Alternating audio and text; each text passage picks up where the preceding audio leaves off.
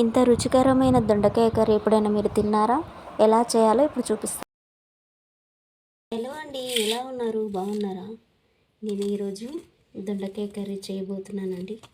సింపుల్గా దొండకాయ కర్రీ ఎలా చేయాలో మీకు సింపుల్గా చూపిస్తాను, చూసేయండి. ఇప్పుడు దొండకాయలని శుభ్రంగా కడుక్కుందామండి. మంచిగా మట్టిపోయే వరకు కడుక్కొని ఇవి కట్ చేసి పెట్టుకుందాము. ఇక్కడ నేను దొండకాయలు కడిగి చక్కగా కట్ చేసి పెట్టుకున్నాను. ఈ దొండకాయ ముక్కల్ని ఆనియన్ తీసుకొని నేను చాప్ చేసి పెట్టుకున్నాను సన్నగా. ఇక్కడ దొండకాయలు కూడా కట్ చేసి పెట్టుకున్నాను. ఇందులో నేను పచ్చిమిర్చి వేస్తున్నాను. అయితే ఇక్కడ పచ్చిమిర్చి నేను కట్ చేసి పెట్టుకున్నాను. ఇక్కడ వెల్లుల్లి ఒక గడ్డ తీసుకున్నాను. ఇప్పుడు ఈ కొబ్బరిని మనం చక్కగా కాల్చుకొని ఇందులో కొంచెం కల్లుప్పు వేసి ఇదంతా పేస్ట్ చేసి పెట్టుకుందాము. ఇప్పుడు దొండకాయ కర్రీ ఎలా చేయాలో ప్రాసెస్లోకి వెళ్దాం. వీటితోటైతే నేను కర్రీ తయారు చేస్తున్నాను. వీడియో మొత్తం లాస్ట్ వరకు స్కిప్ చేయకుండా చూడండి. ఇక్కడ నేను కొబ్బరి కాల్చుకుంటున్నానండి. కాల్చుకొని ఇప్పుడు మనం పచ్చిమిర్చిలో వేసి పేస్ట్ చేసుకుందాం. ఇప్పుడు మిక్సీ జార్లో నేను కొబ్బరి కాల్చుకున్నానండి. ఇప్పుడు ఇందులో వెల్లుల్లి వేసుకున్నాము, పచ్చిమిర్చి వేసేసుకున్నాము.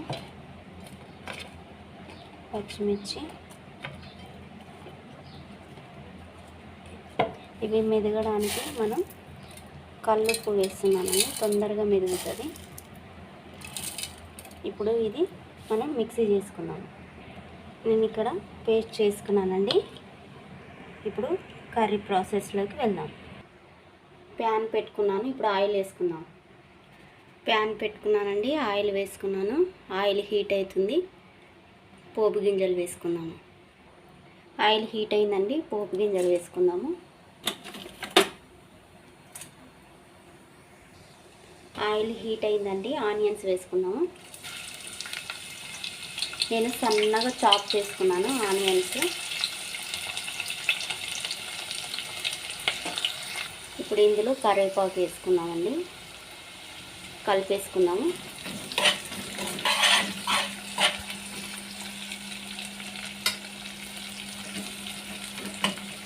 కొంచెం ఫ్రై కావాలండి.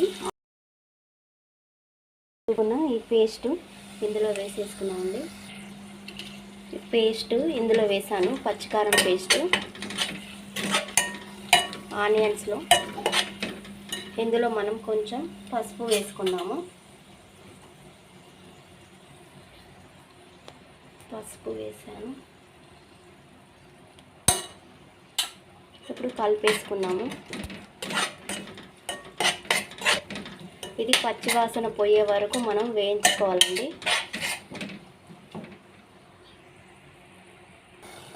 ఇప్పుడు ఇందులో మనం దొండకాయ ముక్కలు వేసుకున్నామండి, కట్ చేసుకున్నాం. దొండకాయ ముక్కలు వేసాం కదా, కలిపేసుకున్నాము అన్నీ.